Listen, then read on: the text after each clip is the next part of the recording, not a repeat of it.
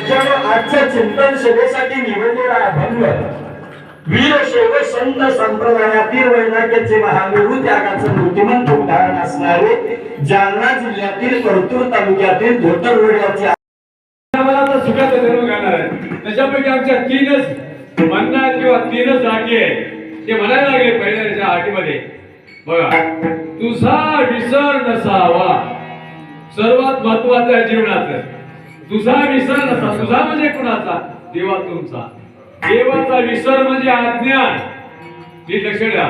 देवाचा विसर म्हणजे दुःख केलेला एकही सद्भक्त परत येत नाही आणि महादेवाकडे गेलेला दुर्जन एकही टिकत. नीट लक्ष द्या.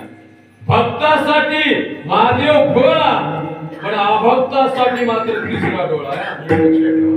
आणि अशा प्रकारची अवस्था निर्माण होत असताना नीट लक्षात ठेवा. एक वेळे आणि मागेला काय म्हणते इतुके. बघा त्यांनी शब्द फार बेस्ट वापरला. हा व्याकरण इतुके एवढे म्हणे नाही किती थोडं. इतुके देई गा तू आत्मा.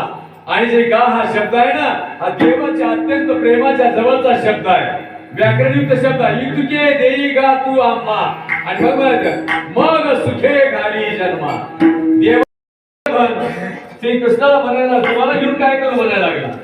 आणि मग अशी अवस्था झाली. नीट लक्षात ठेवा. मागणीमध्ये विवेक, मागणीमध्ये भक्त, मागणीमध्ये समता, मागणीमध्ये प्रेम, मागणीमध्ये नामचिंतन, मागणीमध्ये साक्षात्कार असल्याशिवाय तुम्हाला देवाकडे काही मागता येणार नाही. गळ्यात माळ घातल्या घातल्या, कंबर बांधल्या बांधल्या,